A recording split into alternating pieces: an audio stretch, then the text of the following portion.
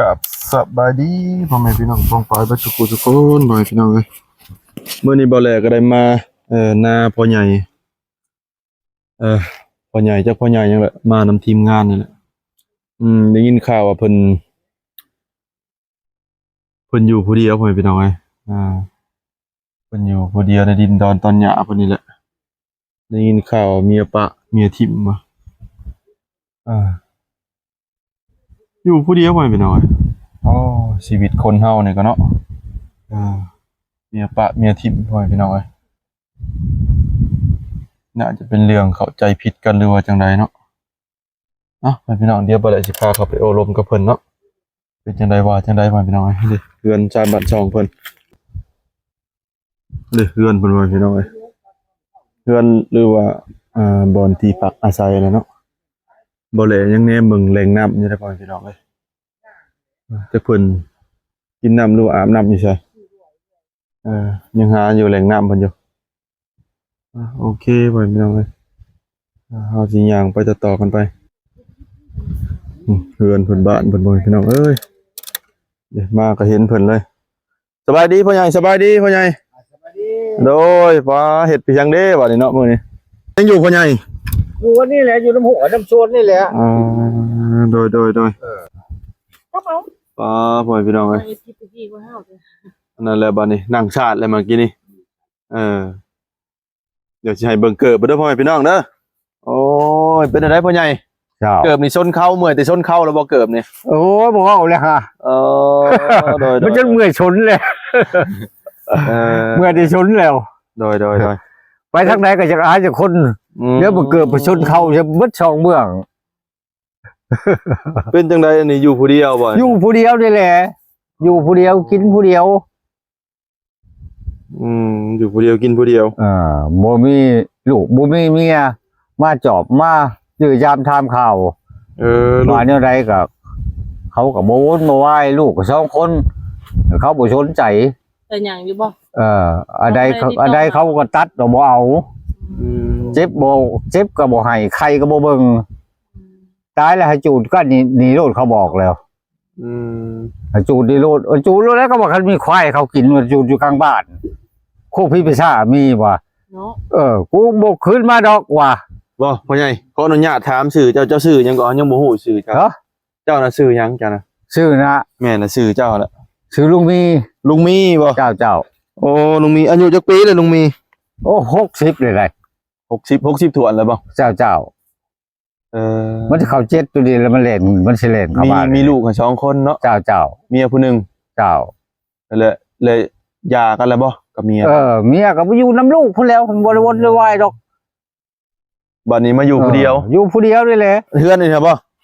เดี๋ยวใช้ FC เบิ่งพ่อพี่น้องเอ้ยเด้เฮือนเพิ่นอย่าขายไปเพียงหน้าเนาะเจ้าโอ้ภายในมันยังมีอันนี้เขาบ่หากระเฮ็ดบ่อันนี้อะไรเที่ยงตะกี้นอนกวาดดินนอนอยู่หั่นแหละหั่นบนห่มไม้แหละโอ้โดยอันนี้สวนบ่เนี่ยหาน้องมาลุงมีอันนี้สวนเจ้าบ่เนี่ยเจ้าแม่นแหละพอได้พักนี่แหละบ่มีอย่างอื่นดอกหันไก่กินเลยแหละโดย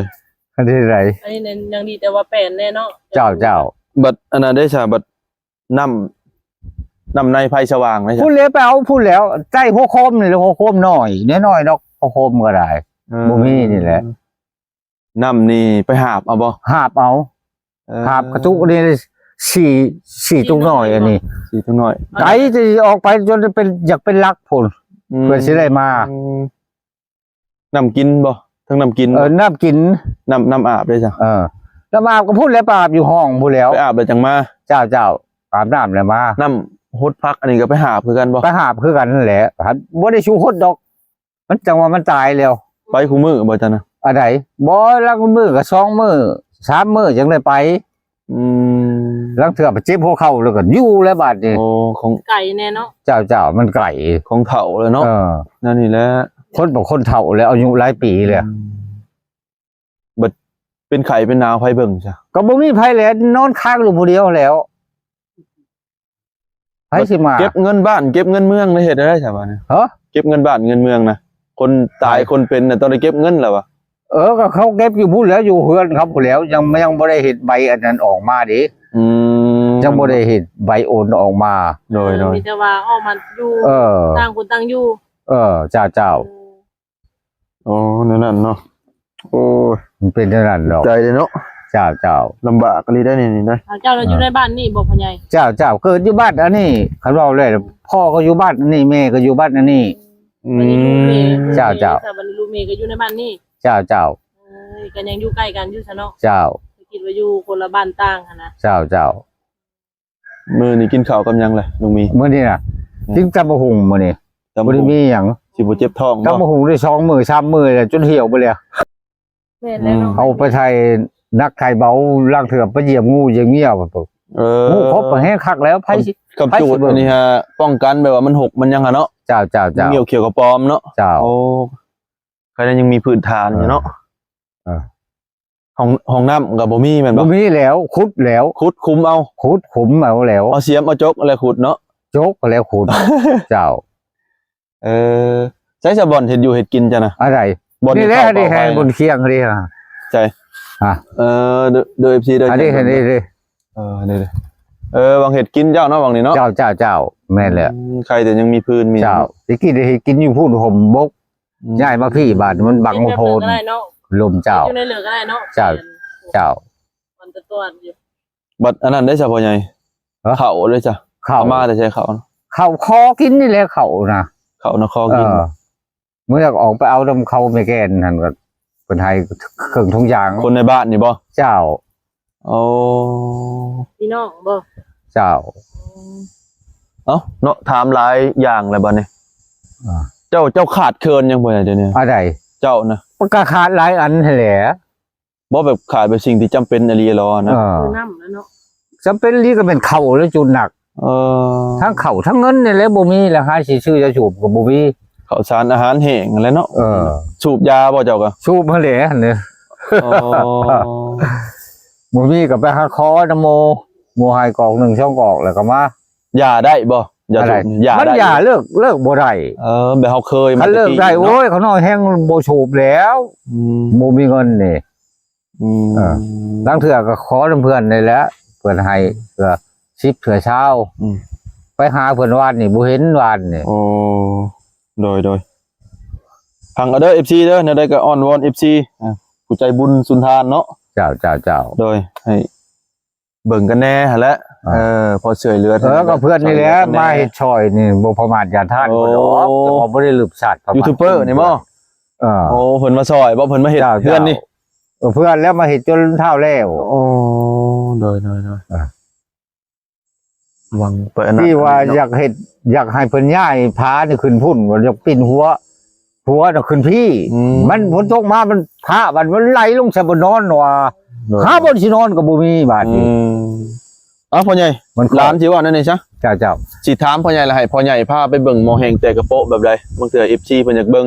เจ้า ฟังเจ้าวังอะไรเฮ็ดกลัวกินแล้วก็สิขึ้นไปเบิ่งเฮือนแล้วก็เบิ่งสวนผักนี่แหละพ่อใหญ่เอ้ย เจ้า เอาไปพ่อใหญ่เอ้ยใส่เอาเกือบไปบัดนี้พา FC เพิ่นเบิ่งนี่ เจ้า พ่อพี่น้องเอ้ย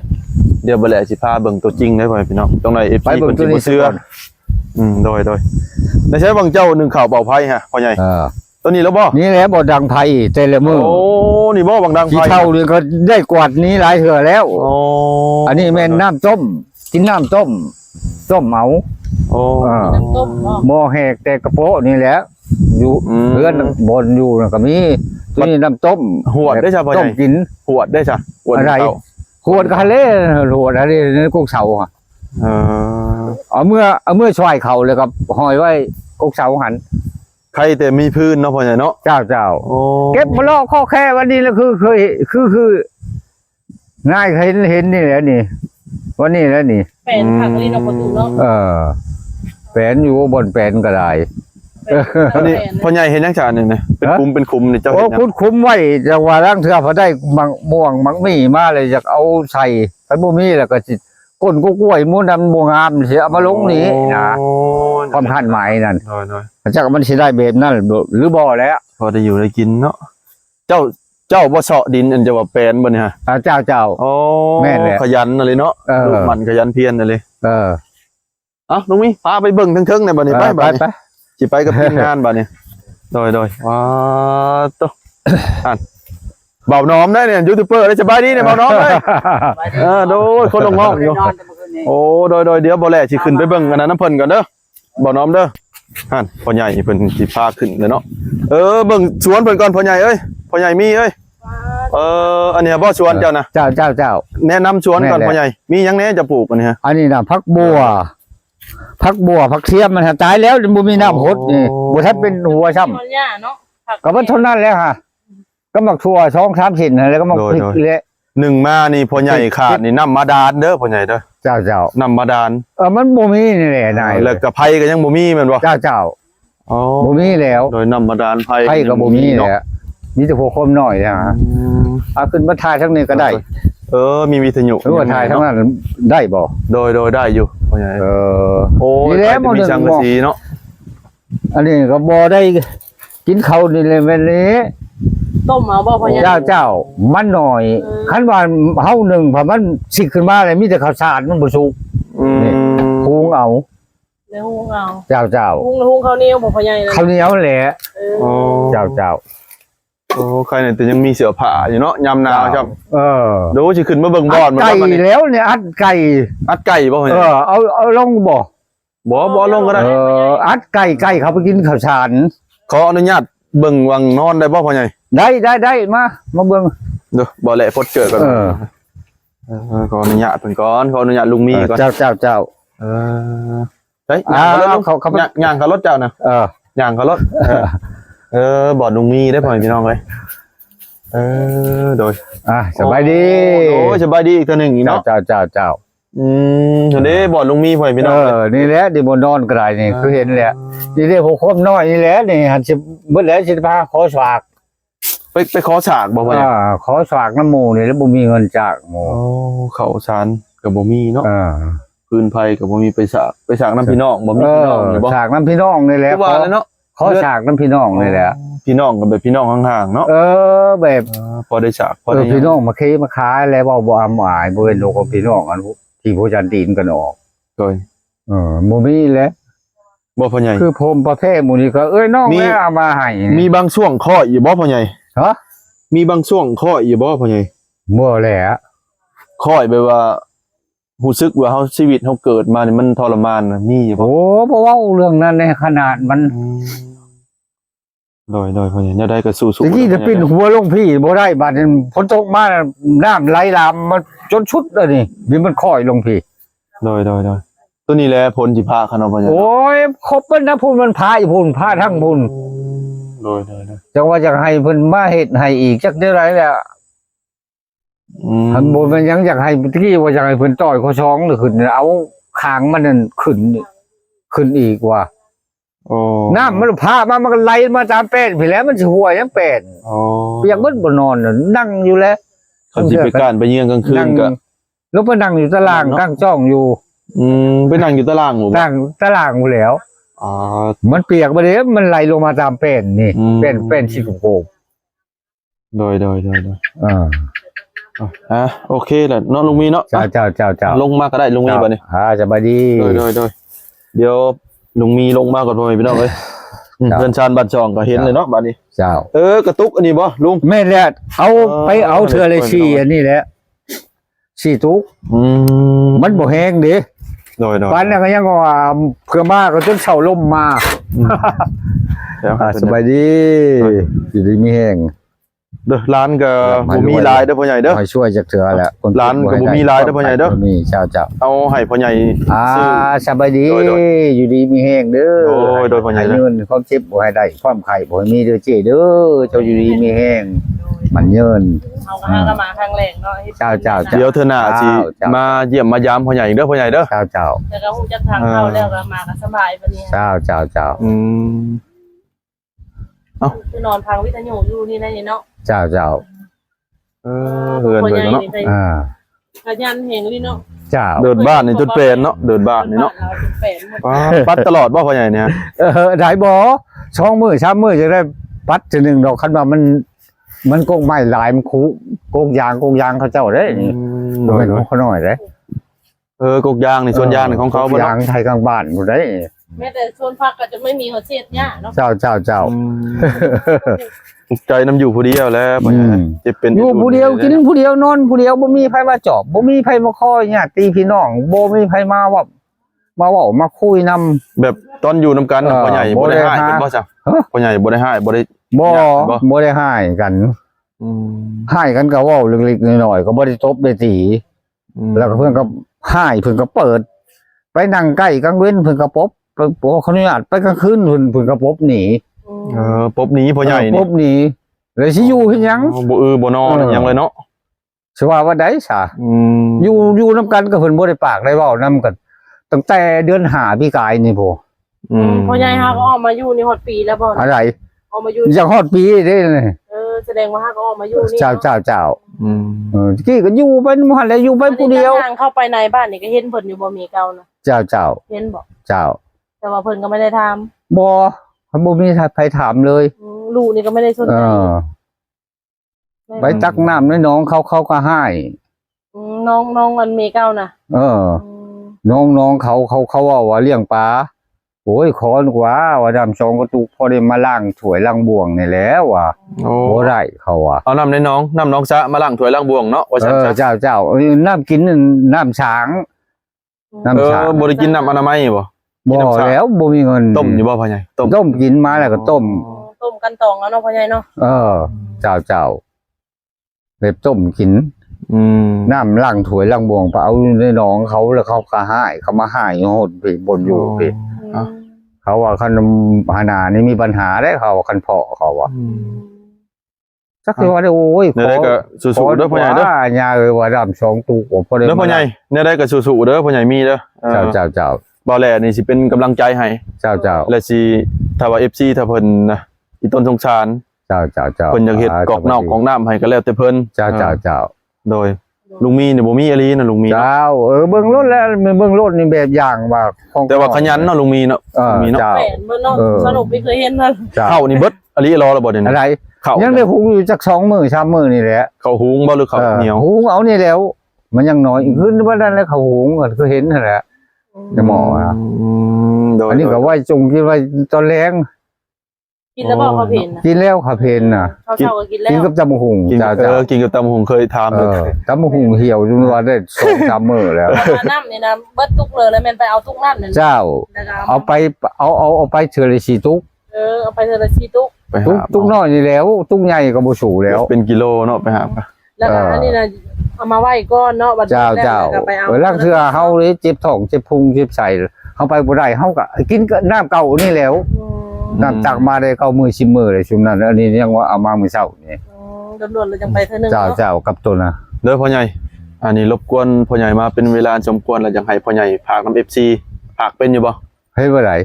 ฝากอยากขอห้องให้เพิ่นซอยหยังอะนะให้เว้าออกมาโลดเออ ว่าบ่ได้เด้น้องพ่อรู้บ่จักแนวเว้า เจ้าขาดหยังในชีวิตประจำวัน ขาดได้ ขาด อันแนวเป็นเขาเป็นหยังได้แล้ว เป็นเงินเป็นคำนี่แหละ โดย คือหลักๆก็จะได้ทาง ก็บนอยู่บนเช่าเลยแล้วขาดคือวันนี้แล้วคือเห็น อืม ฐานมาเห็นนี่แล้ว โดยเอามีแต่นั่นนี่พ่อใหญ่ยกมือแล้วก็ขอน้ำ FC เพิ่นซะอยากได้หยังแบบพ่อใหญ่อยากได้หยังเขาว่าอ มี อก ห มา ยัง เลย กับให้หยังกับ โดย เอาคือว่าแหล้วมีเสือมีผ้ามีแพร่ผมผ้าแพร่มีหยังกับเอาแล้วคันว่าเพิ่นให้ แต่ช่วงนี้ก็ฮ้อนๆหนาวๆเนาะ เจ้า แต่จุดหลักๆก็คือทางพ่อใหญ่ได้กอกน้ำเพราะว่าย่างไก่ คือวันนี้แล้วเสือกับเสือวันนั้นแล้วนุ่งเสือแล้วนอนเฮ้ยฮะเบิ่งเอา ถ้าว่าบ่ได้เข้าไฟฟ้ามันแพงก็กอกน้ำทางให้เพิ่นใส่โซลาร์เซลล์เอาบ่เลยน่าจะโอเคอยู่ เนาะ ใส่โซลาร์เซลล์นี่ก็ดีเนาะพ่อใหญ่เนาะ อยู่คนเดียวว่าเงินค้ำเพิ่นก็ไม่ได้หาเนาะ เจ้า แบบว่าใช้แบบว่าหากินตามป้าแบบน้ำมันเนาะประตู อันนี้ก็ถือว่าคำมันแม่นมืดปึ๊บเนาะพ่อใหญ่เนาะ เจ้า โซลาร์เซลล์อีหยังก็บ่มี บ่มีแล้ว ว้า ไม่ใช่มีผัวไผน้อยเอาให้ง่ายเบิ่งอะไร โดยเอ้าได้สนุกบัดนี้สัมภาษณ์เพิ่นก็เป็นเวลาอันสมควรนะเด้ แม่นมีแต่ว่า ขอจบคลิปเพียงเท่านี้เนาะ มือกลับก่อนเพราะว่าบ้านก็ไกลเนาะมีแต่ว่ามื้อหน้ามื้อไหนอย่ามาหาทางประตูใหม่ เจ้า ถ้าว่ามีข่าวดีกับทางทีมงานเฮาก็จะได้เข้ามาหาทางประตูอีกครั้งเนาะ เจ้า โดยมีแต่ว่าซำนี้แหละประตู เจ้า พอหาก็มาครั้งแรกแน่ เจ้า ถ้าว่า โดย FC สิซอยแล้วบ่แลอันนั้นสินั่นพ่อใหญ่เอ้ย ถ้าว่า FC สิซอยถ้าว่าเพิ่นซอยเรื่องโซลาร์เซลล์หรือว่าซอยเรื่องเจาะสร้างเจาะหยังนี่บ่แลก็สิมาพัวพันนำพ่อใหญ่อีก จนนักเอาจนสร้างนี่แหล้วคันเว้าแล้วล่ะ แต่ว่าเบาแลกับสาวนกนี่สิซอยก็บ่มีเบาแลกับคนบ่มีอะนะบ่แลเป็นแค่คนสะพาน เจ้า สะพานบุญว่ายังไงใช่ เจ้า โดย เฮ็ดคลิปออกไปแหละคนเห็นคนอีดูสงสารแล้วเพิ่นซอย แล้วเบาแลจังเป็นคนมาซอยเทื่อที่สองอีกพ่อใหญ่เอ้ยให้เข้าใจในนั้นเด้อพ่อใหญ่เด้อ เจ้า โดยคือเบาแลซอยไปกับชาวนกเมื่อกี้นี่ก็ให้เป็นเงินแล้วแต่พ่อใหญ่ตอนน่ะ10 ชาวพันเนาะพ่อใหญ่เนาะ เจ้า เด้อพ่อใหญ่เด้อลาเด้อพ่อใหญ่เด้อสบายดีเด้อพ่อใหญ่เด้อ ขอบคุณมากๆ โดยเอ้าพ่อแม่พี่น้องเอ้ยคลิปลุงมีเนาะอันนี้บ่แลก็ให้เบิ่งพอคร่าวๆแล้วก็ถ่ายไปดินดอนตอนหญ้าเพิ่นมีอยู่เรือนเพิ่นก็มีอยู่แต่ว่านำในไฟสว่างเพิ่นฮะยังขาดๆเคินๆว่าพี่น้องรถถีบก็รถถีบแต่ดึกดำบรรพ์ว่าได้พ่อแม่พี่น้องรถลุงมีว่าพี่น้องรถลุงมีอันนี้ก็เป็นดินดอนตอนหญ้าเพิ่นแหละเนาะดินดอนตอนหญ้าพอได้พักพอได้เช้าเลิกกันกับเมียแล้วเพิ่นว่าที่ว่าเกิดเรื่องปากเสียงกันกับบ่ฮู้พ่อพี่น้องเลยอย่าห่างกันลูกกับปะแล้วเมียกับปะแล้วหรือว่าเป็นลุงมีหายตีบีโบยบ่เนาะพ่อพี่น้องจะได้กับแนวนะพ่อพี่น้องเนาะอย่าลืมเป็นกำลังใจให้ลุงมีเด้อพ่อพี่น้องอะไรก็มาในคลิปบ่แหละก็สิขอจบคลิปเพียงเท่านี้เด้อพ่อพี่น้องเจอกันในคลิปต่อๆไปพ่อพี่น้องมาฮอดนี้บ่แหละกล่าวคำว่าบ๊ายบายพ่อพี่น้องบ๊ายบาย